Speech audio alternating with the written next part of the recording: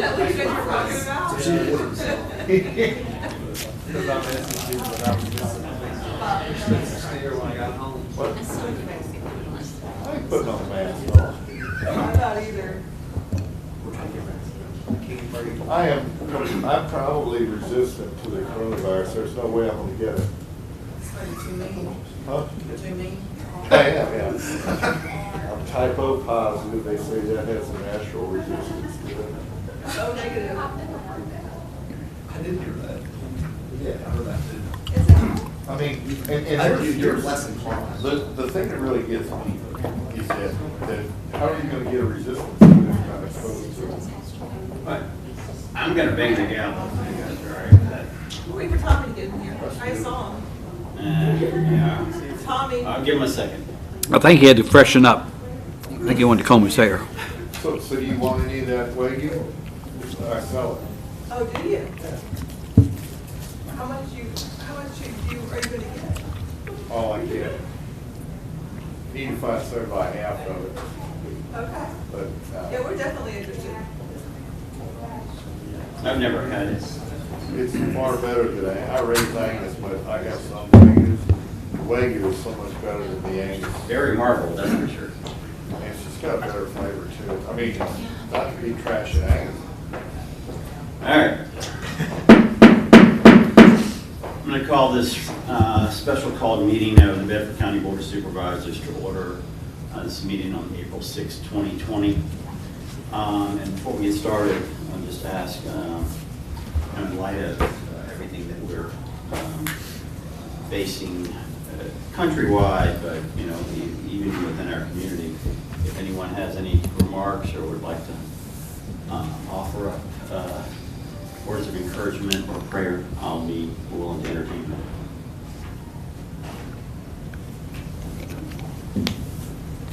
Yeah. I'll be glad to pray. All right. Anybody want to remark before I pray? Go ahead. No one?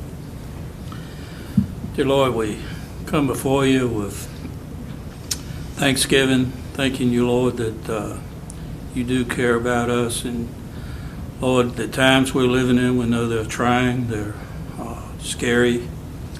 But Lord, we know that it wasn't a surprise to you. We know that you can handle the situations, and that even in times like this, Lord, you use it to draw people closer to you.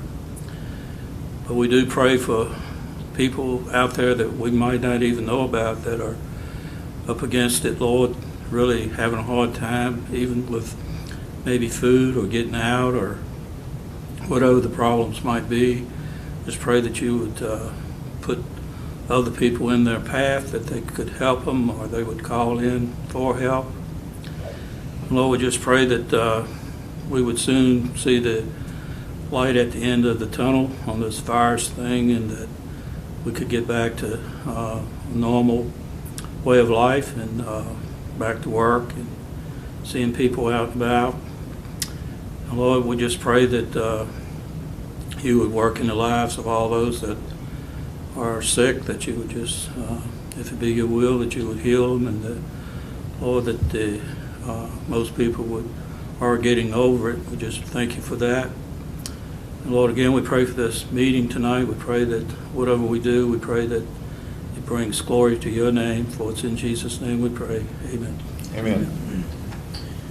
All right, first item is a public hearing. And this is on a consideration of an emergency ordinance to allow for the continuity of government operations during the pandemic. I'm going to have to ask staff as far as public hearing. I know we don't allow the public in the building. Have we given them another opportunity to give us input? Yeah, we did. We gave advance notice and asked the public if they had written or verbal comments that they could either phone or provide those written comments, and we did not receive either any verbal comments before this meeting or any written comments before this meeting. Okay. If we did, we would have read those into the record, but we didn't receive any. All right. Well, then I'll ask for the presentation from Patrick Skelly. Thank you, Mr. Chair. What's before you is a, You might need to speak into the mic just so that everything gets picked up. saying what you have before you is an ordinance that provides for, the main part of it allows for solely electronic meetings for a maximum of 60 days if it comes to the fact that we are unable to assemble a physical quorum. Also authorizes some allowances for putting deadlines back, and this would cover pretty much all public bodies that are governed by the Board of Supervisors or appointments that are recommended by the Board of Supervisors. This seems to be in contrast to the Attorney General's opinion from last time we met, as far as being able to conduct a solely electronic meeting.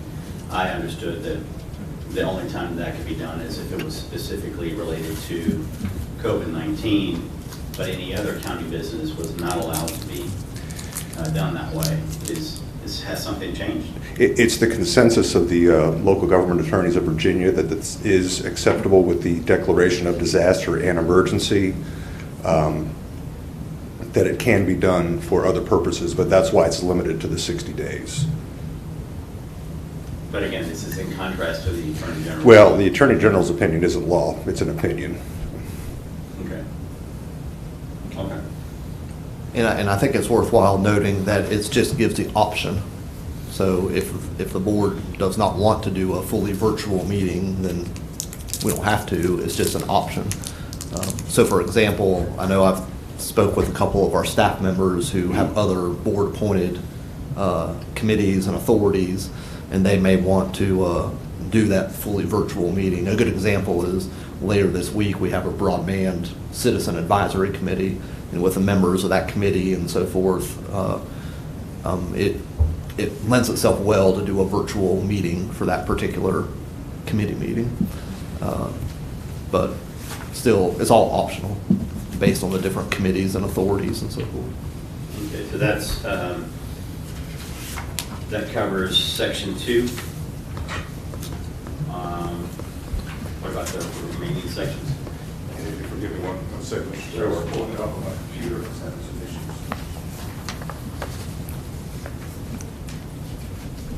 Mr. Chair, Yes. just have one question for Patrick. That the DSS meetings are They're covered by this.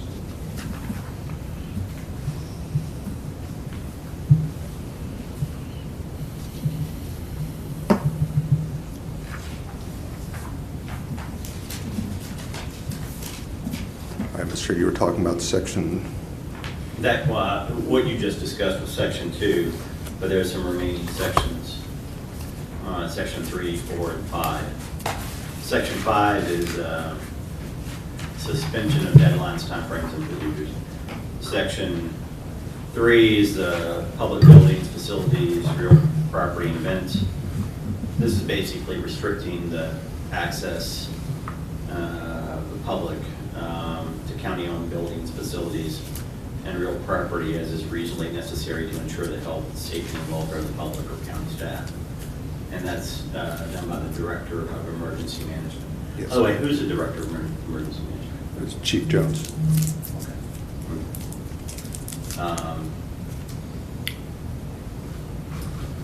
It says moreover, the Director of Emergency Management may cancel, postpone, or reschedule any event scheduled for any county-owned buildings, facility, or property as necessary to ensure the health, safety, and welfare of the public or county staff. That's section 3. I read it because it's only a paragraph. I'm not going to read the other section. Any questions on that section? Okay, in section 4, if you'll go to that. Sure, and that allows, if there are emergency needs for appropriation, I think we can think of those as being, in our situation, masks, ventilators, that sort of thing, that some procurement laws may be suspended.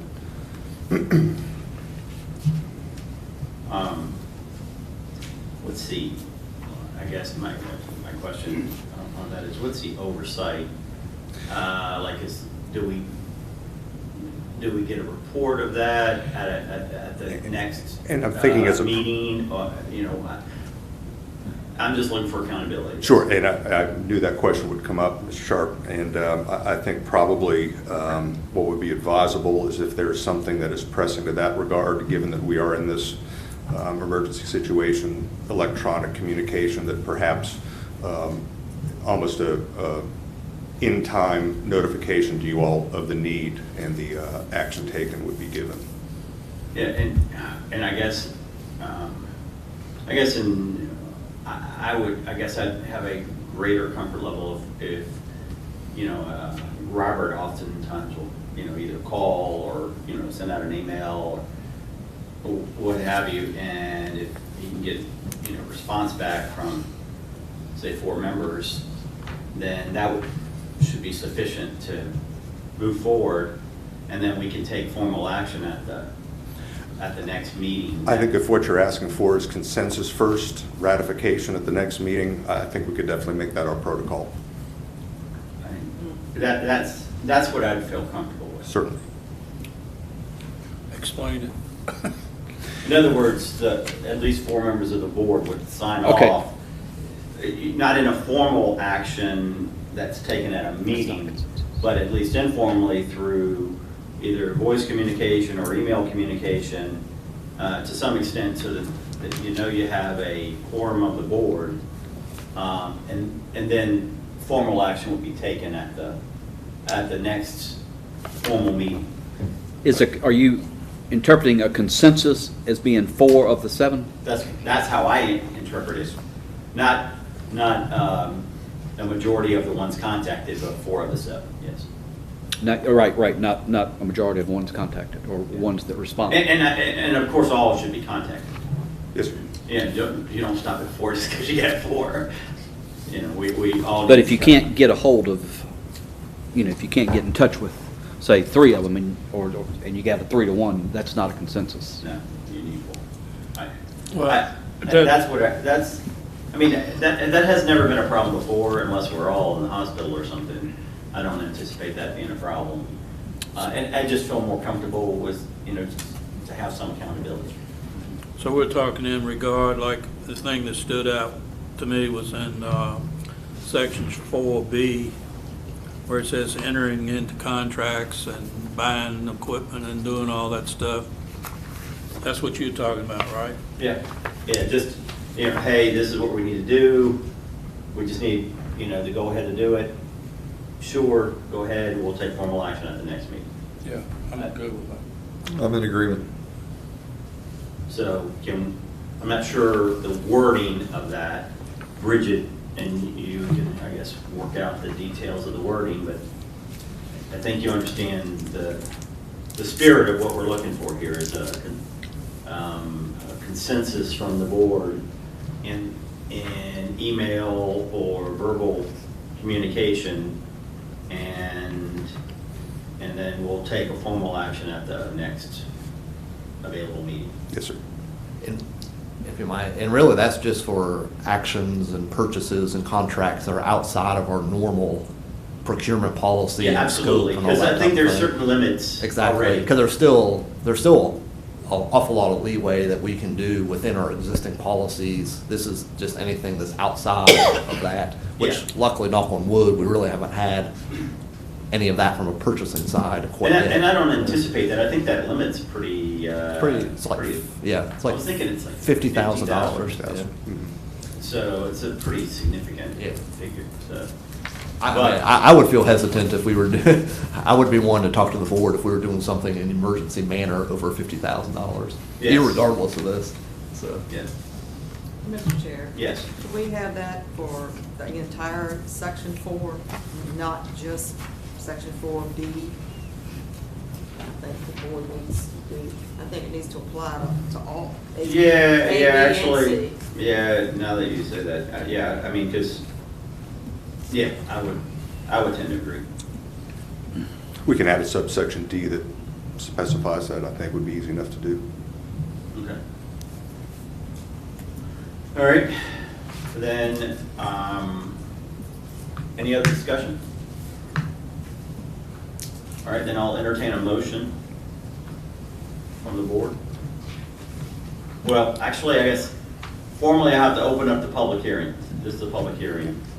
But you've already indicated from my previous question, you don't have any input from the public. We received none. And obviously at this point, There's no one here. all right, then I'm going to close the public hearing and open it up to the board for action. Yes, Mr. Scott? I make a motion that we approve this with the change of adding in that we need a consensus on at least 4 board members before any of these actions could be taken as far as what we've already talked about. I'm not going to read them all. That would be the whole section of section 4. Is that what you said, Tim? Yes. All right, you've heard the motion from Mr. Scott. I'm going to take a roll call vote because it sounds like we want a roll call for everything now. Well, For an ordinance. I guess if it's electronic one, but anyway, I'm going to take one anyway. Tommy? Yes. Mr. Johnson? Yes. Mr. Tuck? Yes. Mr. Davis? Yes. Ms. Parker? Yes. Ms. Bansley? Yes. And the chair votes yes. Yes, sir. All right.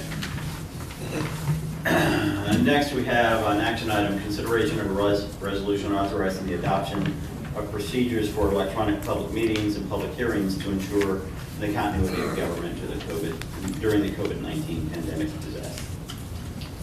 And This is more the procedure. Yes, this kind of breathes life into the ordinance of allowing the electronic meetings of no more than 60 days. Right. I don't, I mean, technically, I mean, honestly, I don't anticipate us having to do this. But we'll have it in place just in case. Just in case. But anyway, any discussion on this? The only discussion I'll have is that it is beneficial to do this for some of the other boards that have been appointed, whether it's, social services, broadband, economic development authority, et cetera. So they all fall under this resolution too. So it gives them the opportunity, All right. which could be helpful. That's good. All right, I'll entertain a motion. Mr. Chair, Yes, Mrs. Parker. I'll make a motion to approve, let me see if I can find the resolution R040620-02. All right, you've heard the motion from Mrs. Parker. Mrs. Parker, Yes. Ms. Bansley, Yes. Mr. Scott, Yes. Mr. Johnson, Yes. Mr. Tuck, Yes. Mr. Davis. Yes. And the chair votes yes. Thank you, Mr. Chairman. All right. Next, action items, consideration of a resolution postponing the county's spring yard waste collection services in response to the COVID-19 pandemic. Resolution R040620-03. Staff presentation by Public Works Director Sheldon Cash. Thank you, Mr. Chair, members of the board. So in response to the COVID-19 epidemic, the governor's issued, as you know, a stay-at-home order and it's limiting non-essential travel. Unfortunately, this restriction falls during the same time that we typically do our spring yard waste collection at our convenience centers. So just to remind the board, we typically do spring yard waste collection from April 15 to May 15. And that's where we put special containers at 10 of our convenience centers for residents to bring yard clippings, limbs, branches, and the like. I'll just point out that over the past several weeks, we've been experiencing high volumes through our convenience centers, probably around 15% increase on the normal solid waste and recycling and bulk waste flows through our centers. So we are concerned that from a capacity standpoint, that adding this additional yard waste into our program could cause capacity issues during our peak times, such as busy weekends.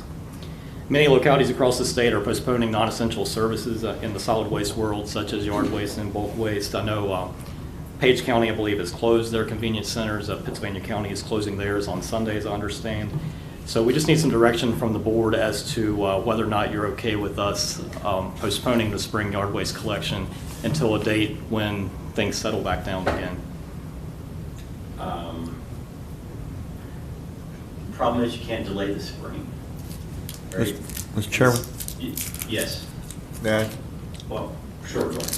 Well, for one thing, I know this is a tough time and folks are feeling the squeeze, but if it's not a significant health hazard, to our folks in the solid waste department. And also, if it can be done, I feel like people pay their taxes for benefits from the county. And I feel like we need to continue this as best we can. So I would be in favor of, I'm not in favor of this resolution. And, I would just add, unfortunately, when it comes to trimming shrubs and things of that nature, that sort of happens at a certain time of the season.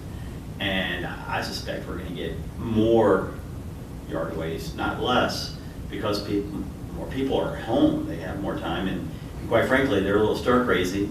The reason the trash has probably gone up is people are doing spring cleaning because they're like, hey, I may as well make use of this time. I'm in this house, maybe I can make some room.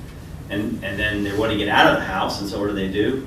And they're trying to abide by the governor's order, so they're working in the yard, so they're still home.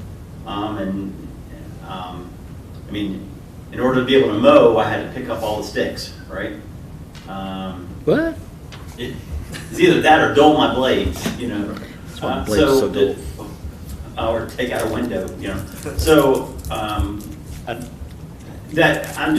just don't see us being able to put off that activity. I already know that the convenience centers are having to turn people away because we're already early with some spring collection.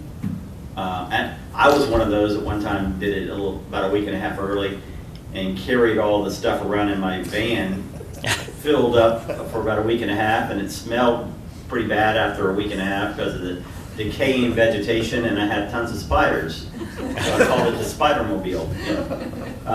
So I just, I'm concerned about this. And I'm not saying there's no demand for the service in the county. I do believe that citizens do have this stuff. They do need to bring it in.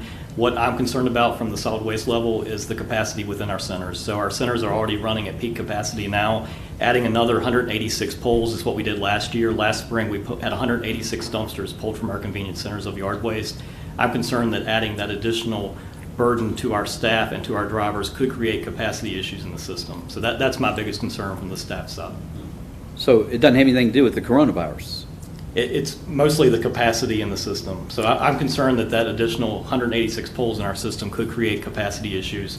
Again, we focus, our primary effort in our centers today is dealing with the solid waste, the compactor side. If 186 additional yard waste poles added on top of our existing solid waste flows and also bulk waste flows and also recycling flows could create capacity issues in the system. So could we limit how much they can bring or the hours they can bring it or anything to do what they're doing to flatten the curve so they're not getting Yes, so we overwhelmed? already have our community centers that this program operates at are already at gated centers. So the 10 centers are gated. They're open 7 to 7. And we also already restrict it to 2 loads per day is what we recommend. It's kind of hard for us to enforce, but we try to stick to 2 loads per day. Why are the other counties, jurisdictions doing it? I believe it's mostly from a capacity perspective. So it's not coronavirus related either? I think the issue is the coronavirus is creating this issue that Supervisor Sharp mentioned where a lot of people are out and about. It's not that we're exposing our employees to. Our employees, we've directed our employees to limit their contact with the public, stay 6 feet away, the social distancing, everything that we've heard from the governor's office. We've encouraged our staff to do that. So I think from a health and safety perspective, we're trying to do everything we can. We're trying to send the message to our staff. And this issue here is strictly more of a capacity issue on our centers. Our Forest Center, for example, runs about 40% of our polls. So of those 186 polls last year, 40% of them came from our Forest Center alone.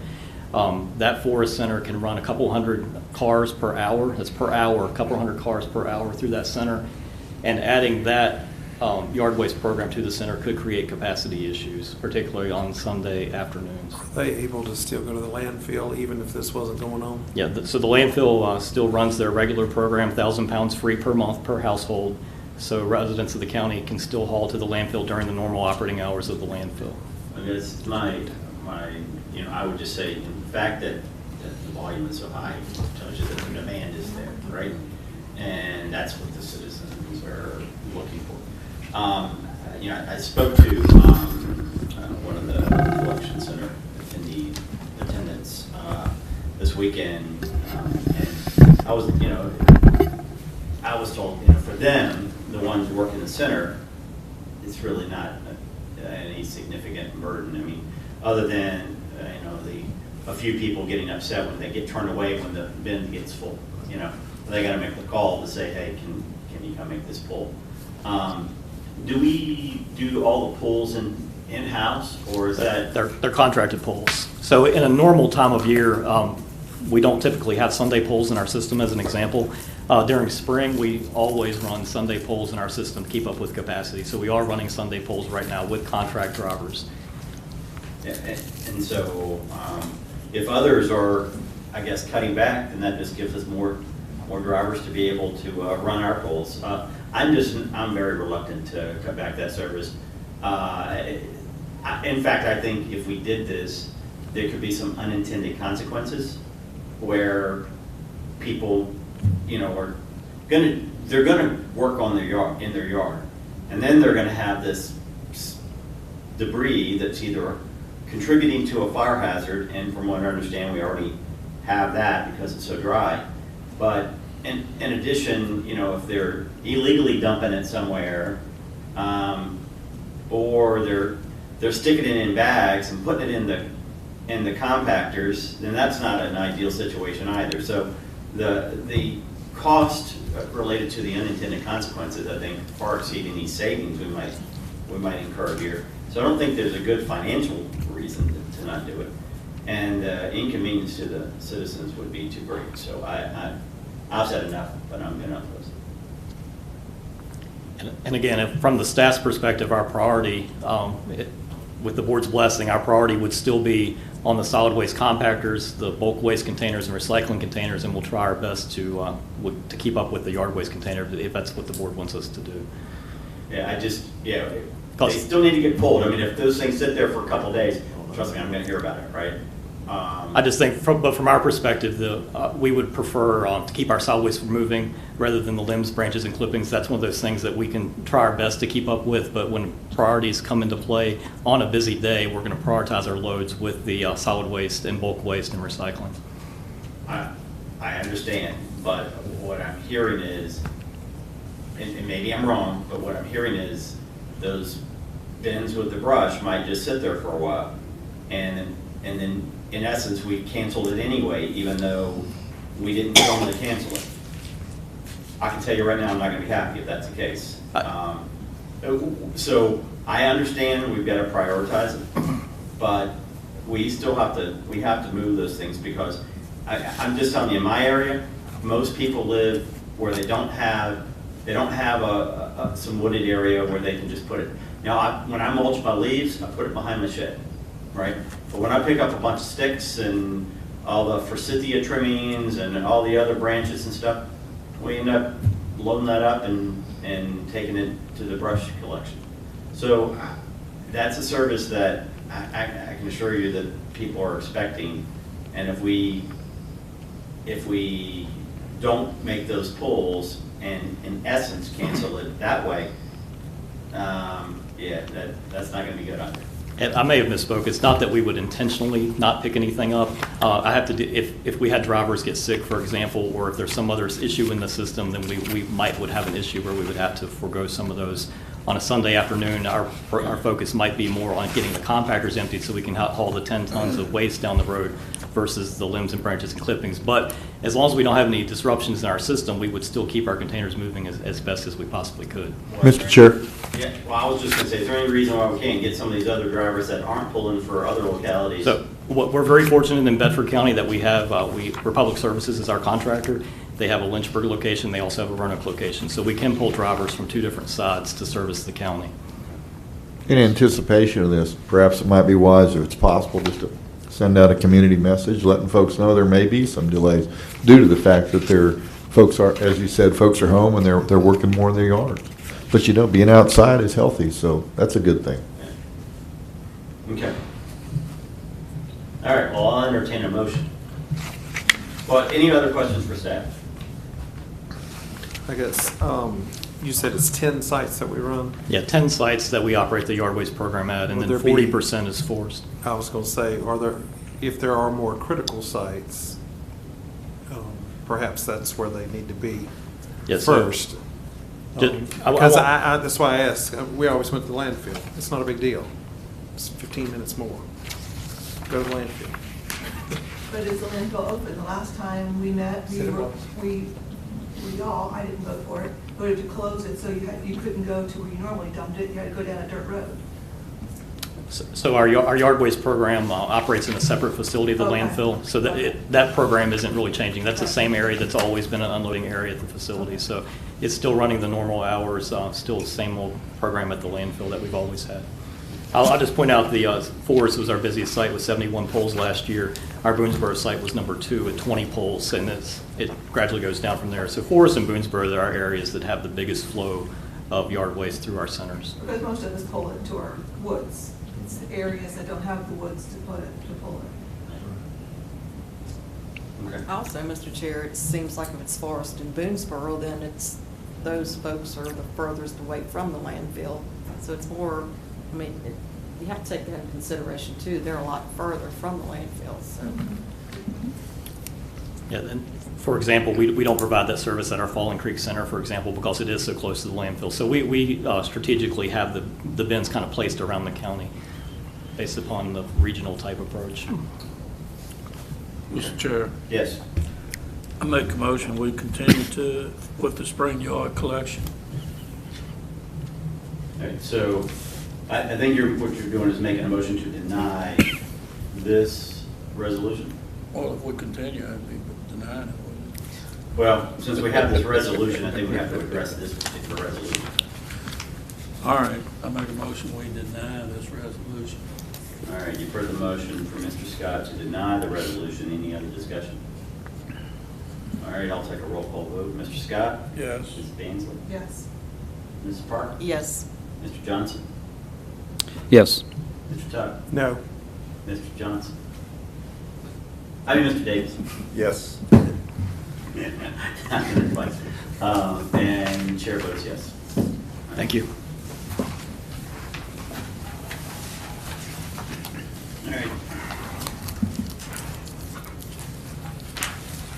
I think we go into the work session at this point. All right, so I'll end the special call meeting. Well, I'll entertain a motion to end the special call meeting, and then we'll go into the work session. Mr. Chairman, I make a motion, we adjourn. Be careful, some people might run for the door. All right, Mr. Johnson has made a motion to adjourn the special call meeting. All those in favor say aye. Aye. Any opposed? All right. He was going for it. All right, Mr. Hiss. All right. We'll let Ms. Anderson come up here too, but I'll start off by saying, I think last Thursday, we sent you a proposed budget package with we've arrived at a balanced budget. It's not without its sacrifices, that's for sure, in order to do that. A couple things to point out. There's some highlights that made from the last meeting, just to let you know, from some discussion points, is really one of the major ways that we're able to get this thing balanced is looking at vacancies. And we were already frozen, I essentially froze all the vacancies anyways, considering, you know, the anticipated lack of revenue that may be coming in the next couple months, irregardless. But this budget also continues to have 6 months of vacancies for the first 6 months of the fiscal year. That's kind of, and we have a dollar figure of $1,025,000 that's kind of earmarked towards that. Now that, and those are existing vacancies as of today. There might be other vacancies that come up and emerge, and we'll deal with those on a one-by-one basis. But anyways, that's kind of a big thing that's included in this budget. The other thing is just kind of letting you know just the scope of our Comprehensive Services Act, or the CSA expenses that are kind of managed by social services, but they have a lot of other people helping with that as well. So, you know, when we had our first budget work session, we talked about those big rocks and so forth, and the CSA is one of those. So we're budgeting a $2.4 million increase in these expenses, and that's again based on the trajectory that we've seen them going to, and that's where we anticipate us ending this fiscal year, is at this, is at or near this figure that's in the proposed budget of $6.5 million. So to put that in perspective. Let me ask a quick question. That's not related to the coronavirus, though, right? Oh, It's no. just- Yeah, that's just businesses, unfortunately, it's just business as usual. No. That's related to the meth. Yes. It's As we've already previously. the bulk of it is increased opioid abuse and Yeah. the devastating effect it has on the families and children. But to put that in perspective, just in terms of the rest of the budget, so that's a $2.4 million increase. So in order to compare that with all other functions of government, if you think about all the other departments that we have, all the other functions of government, we decreased by $800,000 in order to balance that amount. So for example, I guess what I'm trying to get at is that the proposed budget is $110,695,000. Last year was a little bit over, just a hair over $109 million. So that's a $1.6 million difference. So if you think about it, from the existing budget to the proposed budget is a $1.6 million difference. But we have $2.4 million worth of increases in CSA expenses. So we've had to carve out $800,000 worth of other general government expenses in order to get at this figure. I know that's kind of an odd way to look at it, but just kind of wanted to show the scope of what that expense really is compared to everything else that we do as a government. So that for myself and the staff and so forth, we've really had to take I thought, a pretty fine-tooth, a pretty good look at all of our line items and try to roll a good bit of it back in order to fit this into this. So, I don't know, I was just looking at that the other day and I was saying, that's an interesting statistic just to show how this impacts how, at the end of the day, quite frankly, a few hundred families who are having whatever problems they might be having are impacting the whole county budget in this manner.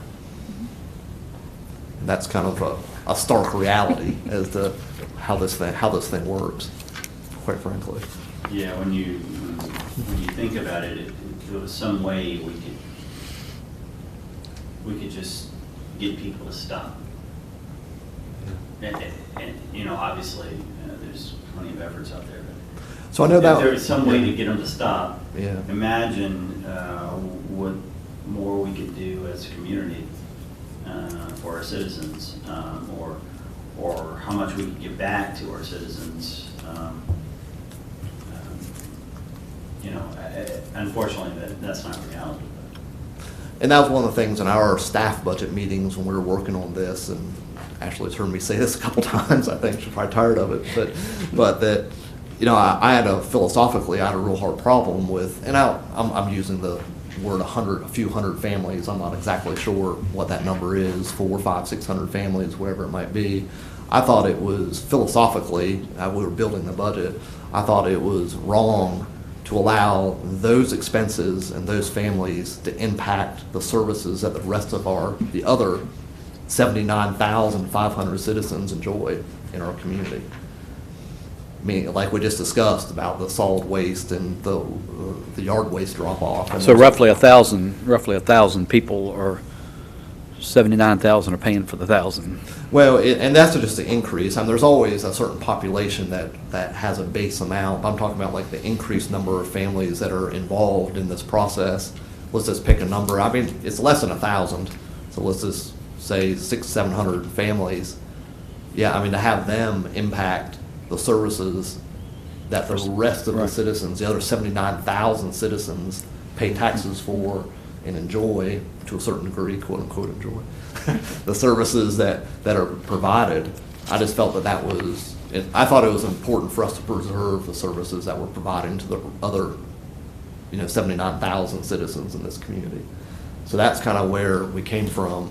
So, just trying to prune back the budgets as much as we possibly could without eliminating services was really kind of one of our missions, I guess. And I think we've come close to accomplishing that.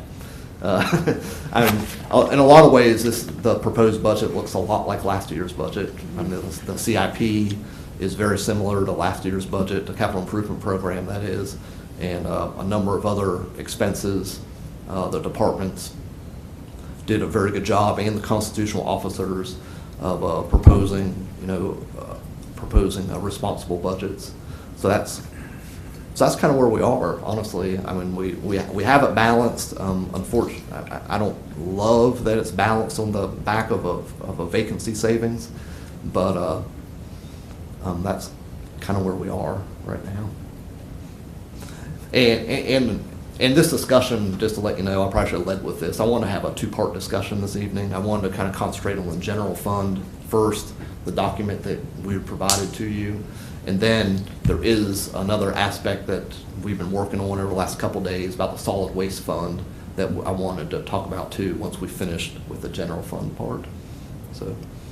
Well, yeah, I agree with you. It's not ideal to be balancing things on the back of vacancy savings, because when you inevitably fill those vacancies at some point in the future, then you've already embedded an increase in your baseline budget. The only consolation that I think we have here is these are unprecedented times, and with respect to the impact we're going to encounter on the revenue. This isn't a normal year either. But nevertheless, it's still not ideal. Yeah. And I'm glad you brought up the revenues. I mean, we didn't aggressively roll back every revenue source, but they're the ones that are definitely more market fluctuated. I would say economic fluctuations. We pegged those closer or at or close to what the existing budget level is. Of course, I think we discussed this at one of our past work sessions that we're going to have to continue to monitor this, and we may be making budget adjustments after the first couple months of the budget year if we don't see things are improving, or hopefully we do see things improving. That would, if we do see revenues kick back the way we hope they would sooner rather than later, then that would certainly impact the whole vacancy discussion that we just talked about. But I mean, it's a fairly conservative revenue estimate. It could probably be more conservative, but we just don't know. We just don't have any data right now to base it on, so it's hard to do that because the collections for these different taxes haven't come in since all these businesses have been shut down. So we're still a month or so off from knowing what that data looks like. Well, and I will say I've got a little bit of hesitation on as potentially achieving our historical collection rate when it comes to real estate taxes. I mean, the reason the federal government has passed some recent bills is they're anticipating people having problems making their mortgage payments. If they're not making their mortgage payment, they're probably not paying their tax bill, and they're anticipating this country, for the entire country. So I suspect, there's going to be a percentage of impact on the collection rate for real estate taxes as well. And if you roll back that by a few percentage points, that dramatically changes what the revenue looks like. Yeah, 1% decrease in that would be about $300,000 to $400,000. So. And we don't just have COVID, we also have TIVA closing in May. Mm-hmm. So that's another 100 jobs lost. Mm-hmm. Yeah, I think one thing though is that right now I think we're set to adopt is at May 27th. So we can always look and see the majority of our real estate collections come in by May 15th, the ones that come from mortgage companies. So we can always look at how our collections are looking at that point and consider rolling that back before you guys formally adopt the budget and do any adjustments that we would need to do there. Mortgage lender is required to make the payment regardless of whether if they've collected the money, regardless absolutely. of whether Yep. the person has or not. They have to pay it. So That's assuming it's escrowed. Right. Do we know the percentage that? Since you referenced the mortgages, I'm just telling you that they have to make the payment whether the client makes the payment or not. Right, okay. yeah, I don't know the actual percentage that we receive from mortgage companies through escrow, but I know that what was the dollar amount? Do you remember, Robert? You know, I think Kim gave it to us. and She I did. probably should know, but I don't remember. It's a pretty good chunk of what we normally get is received by May 15th. Okay, from those mortgage but companies. he's saying that has to be done, that's just on the mortgages, that's not including the land and the Right, that would just the be real estate anything that's taxes received that through are escrow. non-mortgaged. Mhm.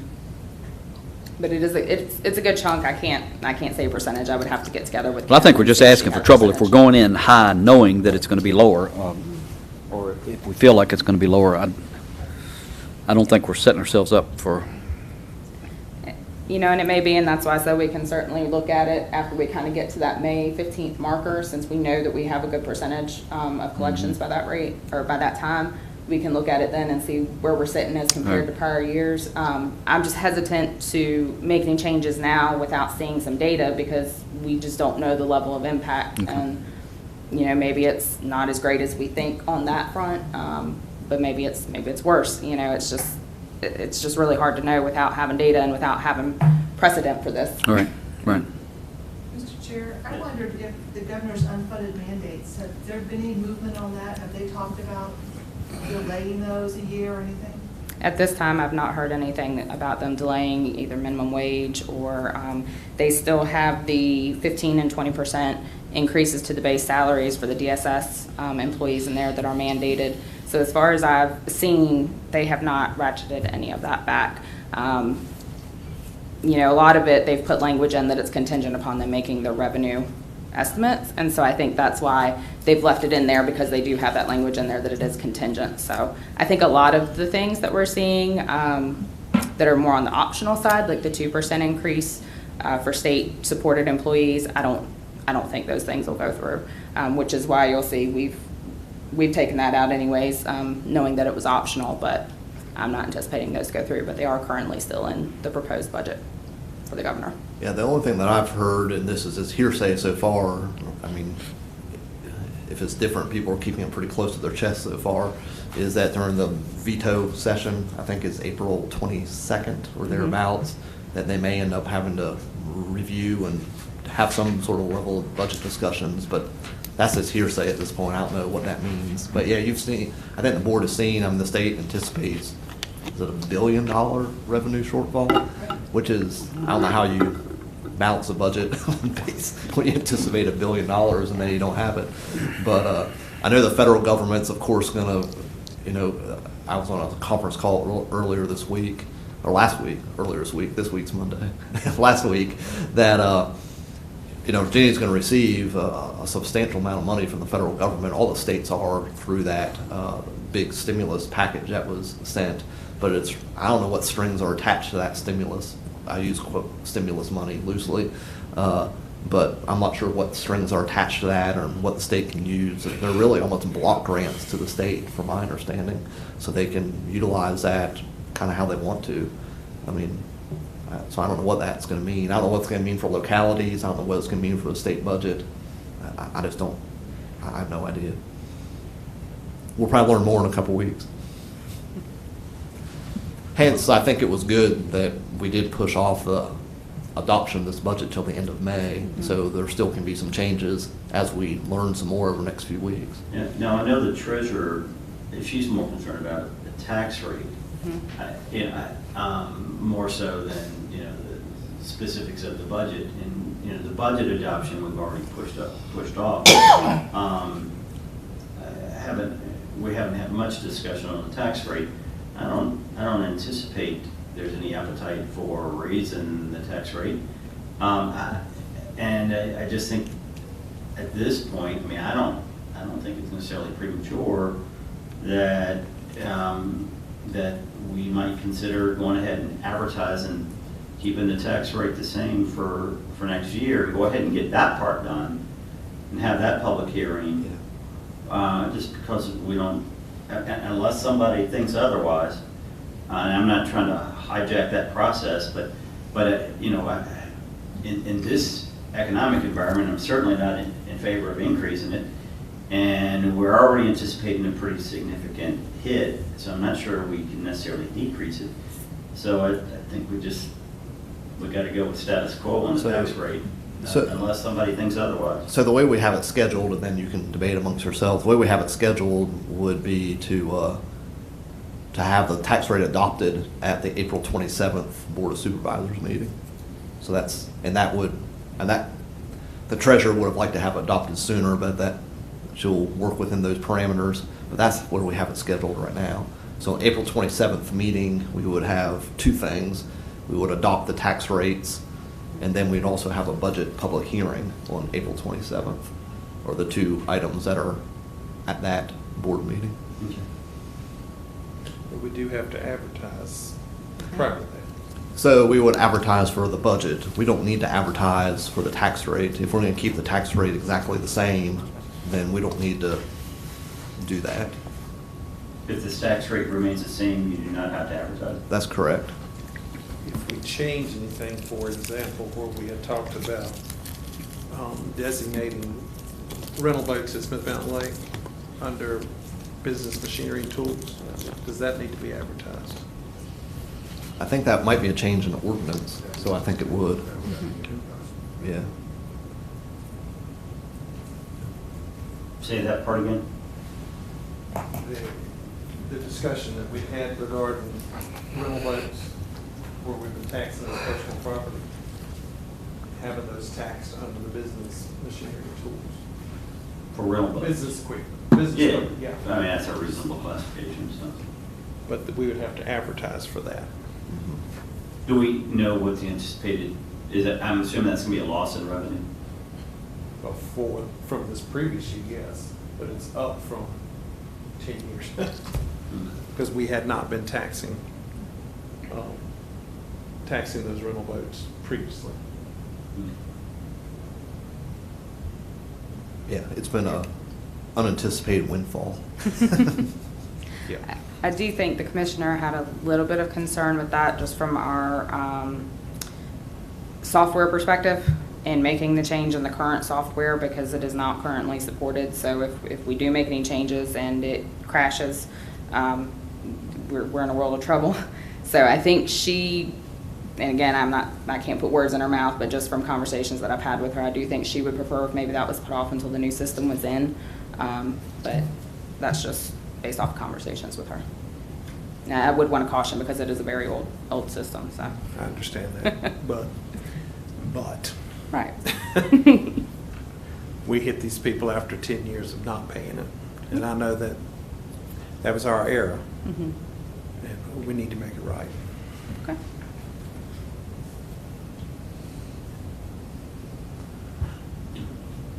I guess I was kind of curious if the board, I mean, I know you haven't had a ton of time to look at it, had a few days, but if there's any questions about the budget in general?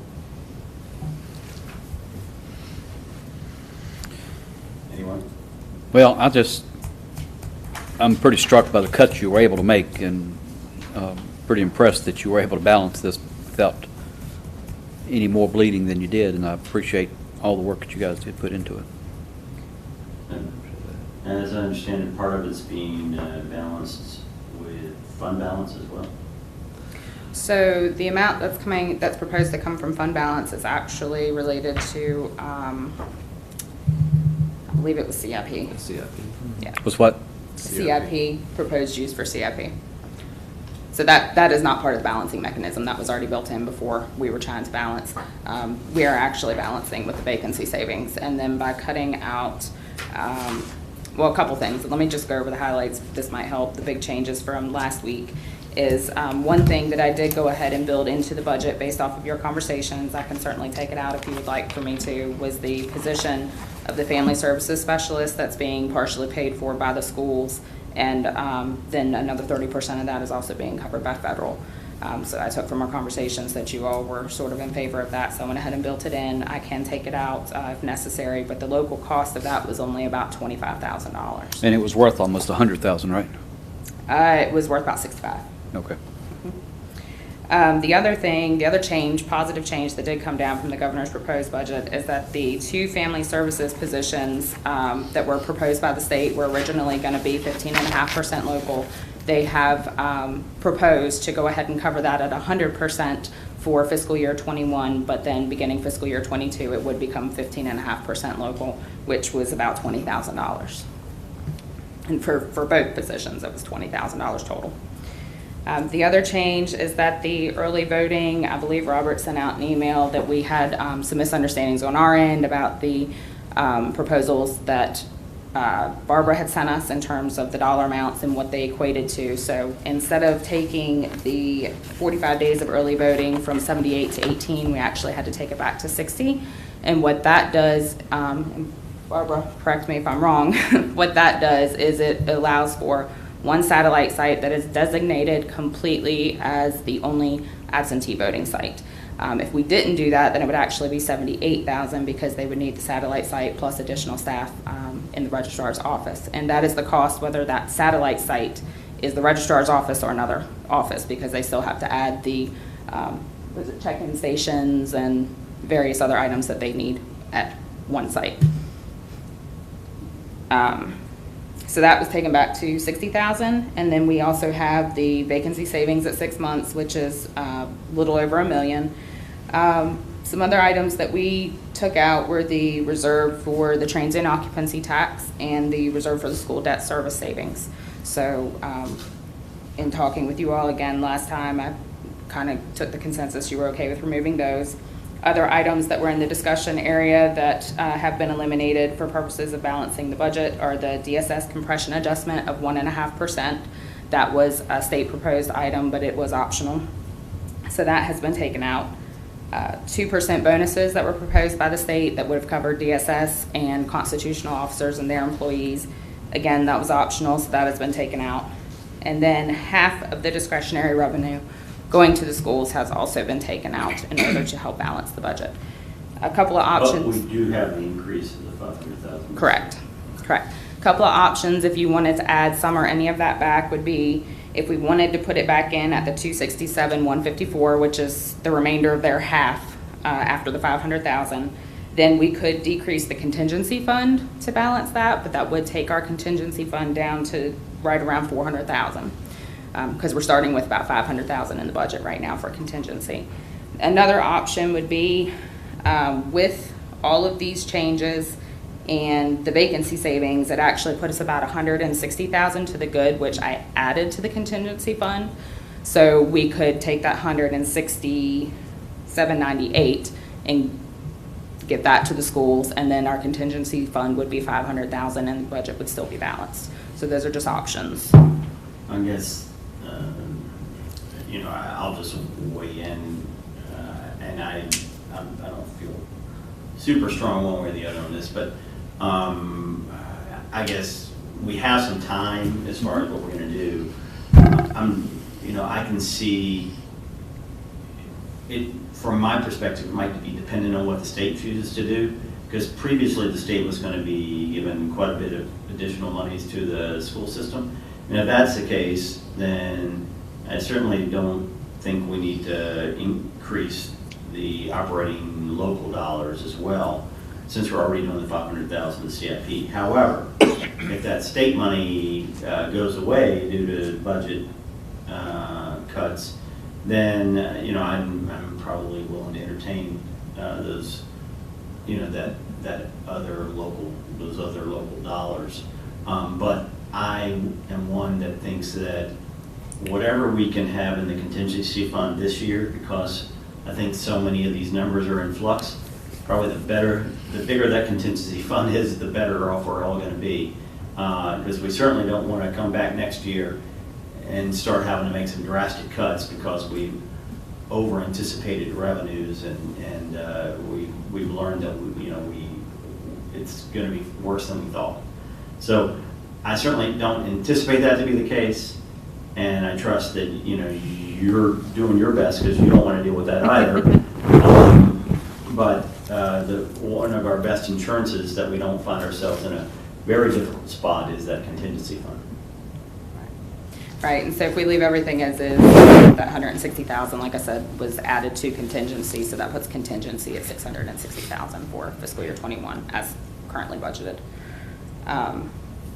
So I think those were all the key changes. As Mr. Hiss mentioned, the overall increase in expense for the year was 1.6 million, with 2.4 million being CSA. So we, absent CSA, were able to cut overall. So any questions on any of that? think we're ready to go to solid waste. Did you want to say anything, or do you just want me to go ahead and? Probably always have something to say. Mr. Chairman. I mean, I can jump right in if you want me to. Robert, were you going to say something? No, I'll let Mr. Davis go All right, ahead. go ahead. I just have a comment. I don't know, I think the registrar situation where we're anticipating spending $60,000 for an unfunded mandate by something that's been heavy-handedly laid on us by Richmond, I feel like we don't even know where we're going to be in November. I mean, I don't want to be an alarmist, but to plan to spend $60,000 on something that the state's telling us we got to do, we don't even know how many people are going to show up to vote early if they do. And I really feel like that's something we should take a wait and see on. I think that's $60,000 that we could possibly hold back. Yeah, I mean, I certainly, certainly share your frustration with respect to this being an unfunded mandate, and I'd like to basically, say, look, you guys need to fund it, or you need to rescind that order, because it's absolutely ridiculous that you're putting this burden on the localities. Right now, they're probably thinking they got bigger fish to fry than worry about the minutia of all the details of the budget. But I don't disagree with you at all. But my concern is, at least the way the law stands right now, we don't have an option to not do it. And so I think we have to plan to do it. And then clearly, if they rescind the order and we don't have to do it, then absolutely, I'm not interested and we have that option to go ahead and pull that and put it into contingency where we might need it. But I think we have to plan for it as the law exists today. And that, I don't like it. I hold my nose as we do it, but I think we have to do it. Mr. Chairman, I wonder if VACO is lobbying on your behalf on this. They are. In fact, I try to keep up with that best I can. If something came up during this other budget session, they've asked for two things. Number one, unfunded mandate, as Mr. Sharp said, let's postpone it another year or something else. Or what they've asked for is for the state to reprioritize and help the localities fund it. I mean, so it's not a truly unfunded mandate, maybe it's a partial, I don't know, but to give some sort of funding to the localities or to help offset the costs. So that's what VACO's trying both of those strategies. Now, whether or not it gets lost in all the other mess of everything else that's going on, it just remains to be seen. Any other opinion on that?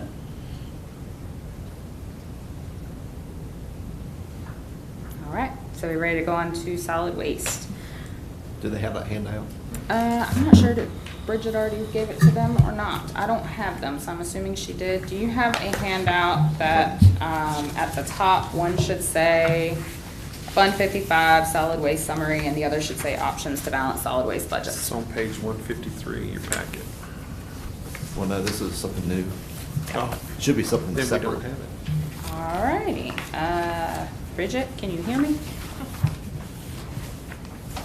other thing I had to give them was a book and something called the General Fund Expenditure Summary. Okay. Okay. I see the solid waste summary. Yeah, that's different than what we have here. So, and I don't think we have any way to display it there. We'll have to go make copies real quick. Robert says he has it. I've got it, we're making copies right now. Awesome, thank you. Okay, well, while they're making copies, I will try my best to talk you through this without a visual. So, for solid waste, as I think we mentioned maybe during the Big Rock session, it hasn't really changed much. We're anticipating about a $1.47 million deficit. And that is with completely eliminating any additions to capital reserves. So we're anticipating that any capital reserves we already have would be utilized to handle the few capital projects that we do have to go ahead and do next year. So what you're saying is, when it's all said and done, we're not going to have any money set aside for the closure and reopening? No, we would still have money set aside. Some of this is going to depend on how you all would like to try to cover this deficit. I have several options, which is going to be kind of difficult to walk you through without the visual, but once we get that, I think it'll be a little more clear. But just off of budgeted operating revenues and expenses for fiscal year 21, we're looking at a deficit of $1.47 million for solid waste. Now, they do have cash reserves. So that's one of the options that we have, is that we could just let the cash reserves that they have go ahead and eat that deficit, for lack of a better way to put it.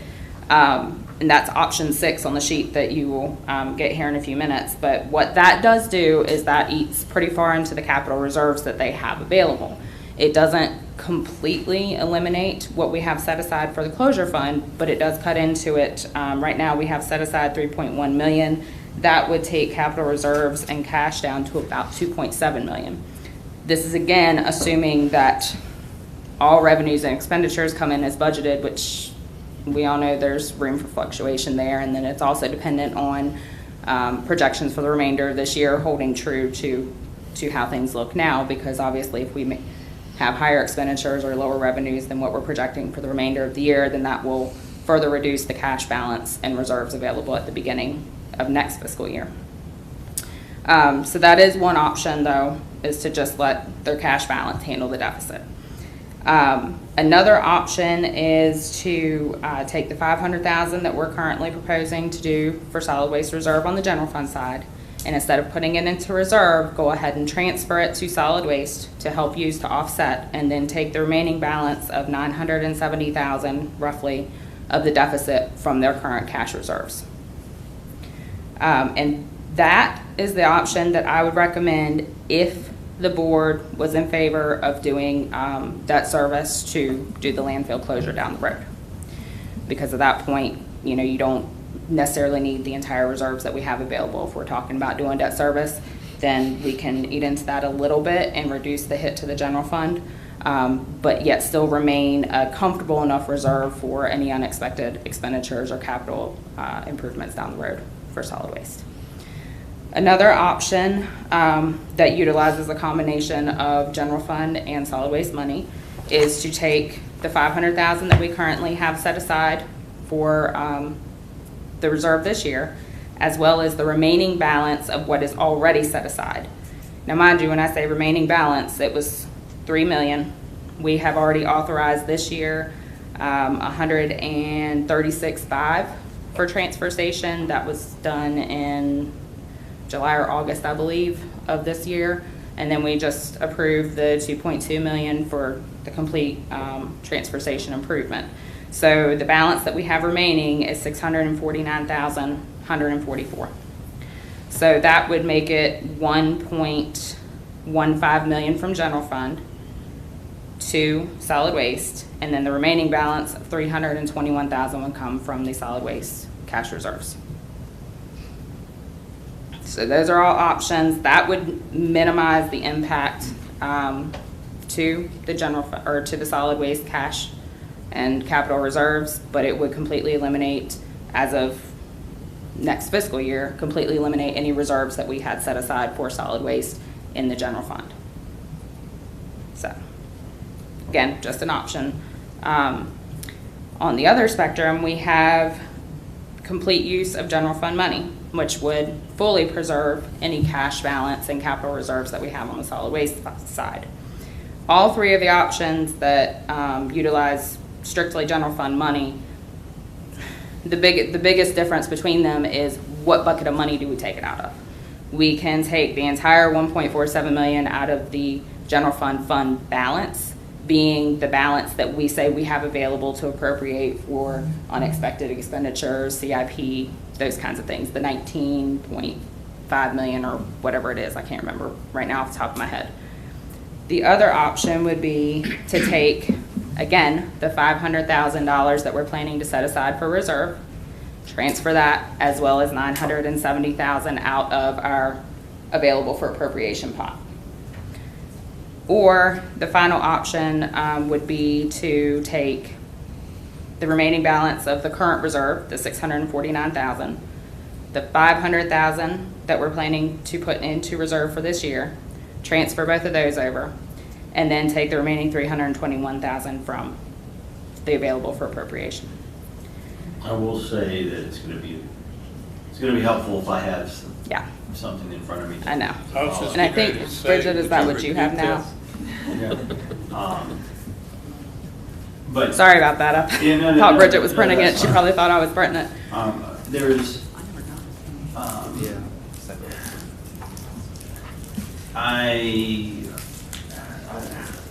I'm reluctant to get us in a situation in which we are asking a future board to, you know, sort of balance things by having to borrow money, right? And so that's just sort of kicking the can down the road and not accepting Yeah. the responsibility now. That's why we've been setting aside the money for that closure, and I know we had to tap into it for this transfer station. And again, I wouldn't mind getting a report on where we are in pursuing some financial remuneration there from engineering companies, but before they all declare bankrupt. But anyway, I just don't like the idea of kicking the can down the road. But, you know, other than that, Yeah. it sounds like we're just sort of shifting funds around. It really just is a matter of what pot of money does it come from now, and it'll essentially be coming from the other pot later. Assuming that things continue as they are now. I mean, the hope would be, I think, down the road that we're not running a $1.47 million deficit Well, every year. And that's actually my question. I understand part of the reason, part of the reason we're going to have this deficit this year is because we're sort of doing both. Right. Correct? Right. We're doing the transfer station, and we're still operating the landfill, so you have the same staff, everything. What do we anticipate after this year? Are we expecting this to be the new norm? Because I'm concerned if that's the new norm. No, I don't think it will be to this extent. I don't really know if we have enough data at this point. Sheldon, if you could help me as to what we'll be looking like when we're solely transfer station. So if I can just remind the board, back in January, we heard from Draper Aid and Associates as to landfill versus transfer station. They presented a pie chart that talked about operational expenses for one versus the other. The transfer station does have a lot higher operational expenses, but you don't have the capital improvements on a regular basis like you do with the landfill. So I think what you're seeing this year is the start of that process of having high operational expenses, but you don't have that ongoing need to set aside money for millions of dollars for expansion and closure and post-closure. But we've got to close one more time, right? Yes, so we have 24.7 acres open right now that will need to go through the closure process. And so part of, now that you have your sheet in front of you, you can see the different options there. So options 1 through 3 were the ones that I was talking about that would solely utilize general fund money. Option 1 is what I would suggest if you do not want to do any debt service for that landfill closure. And the reason is that then leaves the reserves that we've already set aside for that. Of the 649,000 that would be remaining, plus the 500,000 that we're talking about putting into it this year. So 1.15 million there, and it would preserve the 3.1 million that we have set aside on the solid waste side. So we would be about 2.25 million, assuming the $6.5 million estimate at this time is correct. That would leave us about 2.25 million that we would need to come up with. The thought there is that could be borrowed from the general fund balance and then reimbursed each year with that 500,000 until that was replenished. So, and then options 4 through 5 were the ones that I was talking about that utilize kind of a combination of general fund money and solid waste money, or in the case of option 6, solely relying on the solid waste cash balance. But the So what you're saying then, if we went with option 1, the net result is the $500,000 transfer that we put into this fund, which would eventually stop because it's been paid for. The closure's been paid for. It will continue in essence to replenish our fund balance that we would have borrowed from. Yes. But we will not have incurred debt. Correct. Yes, and debt, now, mind you, I got this estimate maybe about a month or so ago, so things have obviously changed quite a bit. But interest rates are quite low, I know. Right. So at the time that I did get the estimate, debt service, I believe it was 20-year debt service for $6.5 million. A VRA loan was about $450,000 a year. So it closure takes 20 years or so. 20-year debt, it makes sense to take debt out for that type of a project if you were in fact going to take debt out. And $450,000, we're setting aside $500,000 a year right now, so it's 6 of one, half dozen the other in that sense, but it would continue longer in that case because you would have to cover the 20 years of debt versus the $500,000 if you're going to pay for the closure in cash, then you're maybe looking at 5 to 6 years. Yeah, and I like that better. Yeah, because we'd be putting back, yeah, about 5 years worth. Yeah. Yeah, so again, that's why I said option 1, it's still coming from general fund balance. It's just reducing the amount that we have available to the general fund for appropriating to various things, CIP, unexpected expense. But again, if you're taking it out of that now and hopefully getting it back later on down the road. What's that general fund balance right now? As of June 30th, it was 19.9. That was with the anticipated expense in the current year. And that's in excess of the required. That's what is service. actually available to appropriate, and that is after taking into consideration what we had planned for use in fiscal year 20. It does not take into account what we have planned for use for next fiscal year or any addition or subtraction we may have for this year. So. Do we know how much of this deficit can be traced back to the difference between the current tipping fees and what we're going to have to pay to haul this trash out? That's a good Do you question. remember off the top of your Yeah, head? we need to be thinking about that. Run that by me one more time. The difference in this deficit, that is because our tipping fees are cheaper than what we're having to pay to haul this stuff out. So what give me just a second. So I know I don't have a microphone, but Just a ballpark.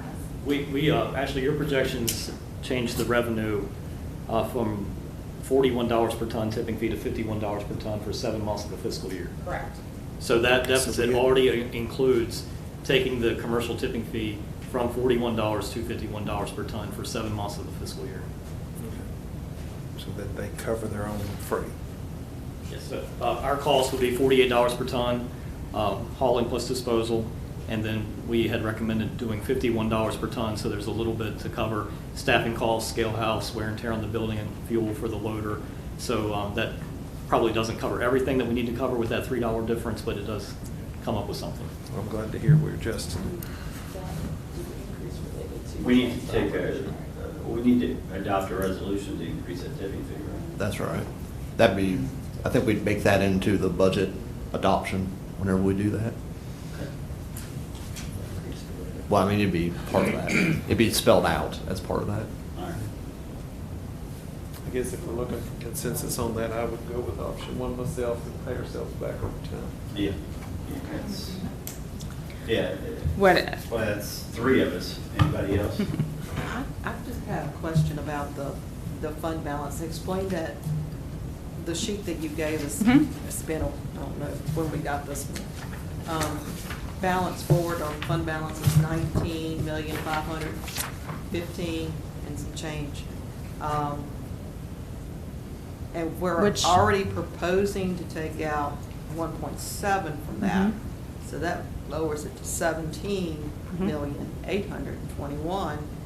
Now you're saying take out 1.4 million from that, so then that's gonna be, I Yes. can do it in my head. 16, Yeah. 16.3. 16 million. Yeah. But again. So is that, is that 16 million, does that amount include the amount we are required? No, that is over and So above that's what we're over and required. above. Yeah, if you, Okay. like, our actual fund balance without taking any of that out is probably 50-some million.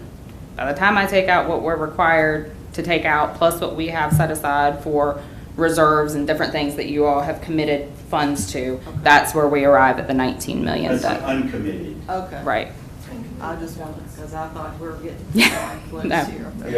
No. Yeah, if Not that that's, bad. if And- that and- included everything, yeah, I would agree with you. Yeah, and then that also doesn't take into account anything that we may put back this year. I mean, we're not looking at great times right now, but from a current year perspective, we're fortunate in the sense that we aren't going to see some of this for a few months in terms of the actual hit to our revenues. And we've cut expenses down to essential spending only, so I do think we will have some money to put back into fund balance this year, which is good given our situation for next year. But what I'm hoping is that it will be an offset to what we're having to do here, if that's the option that you all choose to go with. Yeah, because you have to remember, for up until 3 or 4 weeks ago, we were running significantly ahead Yes. of all of our revenue estimates for this fiscal year. Yeah, I mean, sales tax alone was up 12.5% for the year, which is a big chunk of money for us. And then too, if you look just at prior years, again, fiscal year 18, we were able to put almost 6 million back into fund balance. Fiscal year 19, we were able to put 6.6 million back in. So we have traditionally had quite a bit to put in at the end of the year, and I think this year will be pretty close to what we've done in the past. It's next year that's going to be the one that's up for grabs. Okay. All right, yeah. I feel better now. All right. So, I feel better too. Does anyone else feel comfortable with option one, where we avoid issuing debt and just pay ourselves back? Yep, take the hit. That's the type of direction we needed, yeah. And that was our recommendation. Our recommendation was option 1, if there was no debt, and option 5, if we thought debt was a reasonable course. So we're good to go. Okay. Just lost my train of thought there. Sorry you're having to stand in order to. Yeah, I'm trying maintain really hard not to social fidget. distance. Yeah, I feel bad. We should just have another table with a mic at. It's okay, we're good. The people on the camera might not appreciate it because I'm fidgeting all over the place, but, so option 1, I'll make that change. So what you'll see, the next time we give you a general fund summary is you will see an increase to the beginning balance that we're proposing to use, and then there will be a corresponding increase to the non-departmental expenditure line for the transfer to solid waste. So it will still offset and the budget will still be balanced. Okay. All right, any other questions, or I think that's all I have. Robert? I mean, we don't have anything else to present this evening. All right. I mean, I guess the only thing to talk about is meetings going forward. On the calendar, we had budget work session next Monday night and another budget work session on the 20th. And then we had a budget public hearing on the 27th. Do we need the budget work session next? Well, that's what I was going to suggest. Yeah, I wanted to see how the meeting went tonight, and it seems like, I mean, we're pretty close to where we need to be. I mean, personally, I don't think that we need to have budget work sessions until we learn more from the state. Yeah, until the state makes some decisions. Yeah. This is very much a moving target. And I think we should just go ahead, and my professional recommendation would be to not have the next couple budget work sessions. Go ahead and have a budget public hearing based on what we know today on April 27th, And by then, we'll also know a little bit more about if the state's going to change anything. And that will give us a month between the budget public hearing and the adoption of the budget to make any adjustments based on whatever the state does or does not do. And that would give us another month of data on CSA as well to see if things are trending any differently. I don't expect that it would be drastically different, but. It seems reasonable to me. So that's that kinda where- we would not meet then until 27th, the 27th of April. unless we have some other emergency reason to do so. But in the 27th, I mean, it'll be a regular meeting with budget public hearing. We are already, I mean, it's going to be a pretty, some sense of normalcy. I mean, in terms of agenda items, it'll be a normal meeting. So- Except for out there. Well, and by then, we'll figure out some way to do I've talked with our IT department, and we're going to do something different with the public hearing. I'm not sure exactly what that'll be yet, but we've got to figure out something We're gonna have allow. a Zoom meeting or something like that. Something like that. We got to allow some sort of Do it real-time outdoors. comments if we can, and we'll Yeah, figure that would be something out. ideal, you know, Yeah. I mean, I hate to go this route, but it would be ideal if the public, as they hear our discussion, sometimes that prompts, you know, a question that someone might have, and, yeah, you know, I'd like to be able to hear some real-time Yeah. comments as best we can, and if we can pull that off. So that's the plan, is for us to try to figure that out. Maybe in the interim, that'll give staff the opportunity to get in here and try to work out the logistics. Exactly. Yep, that's our thought. So We're still having a work session.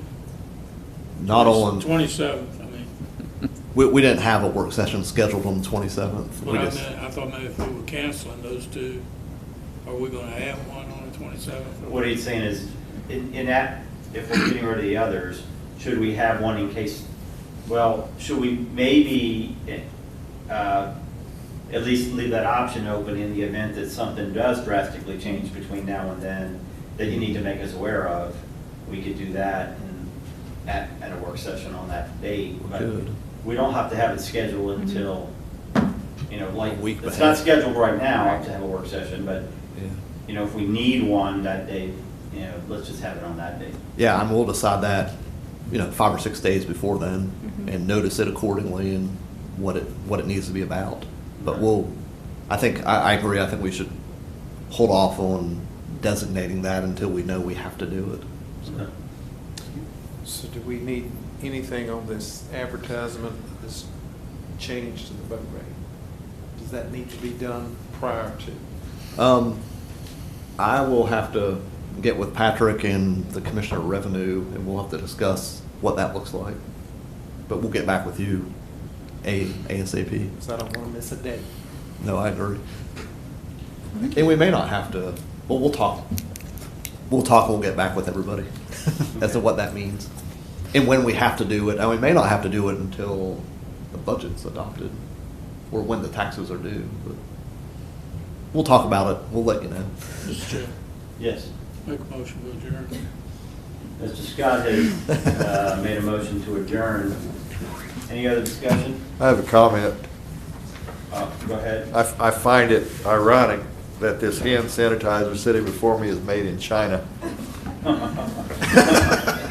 Don't trust it. And then I second the motion.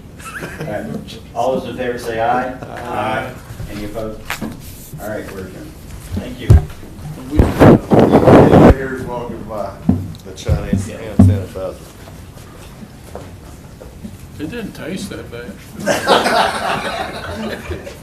Well, I went into a store the other day, and they had something on the counter that looked like liquor. They said it was hand sanitizer.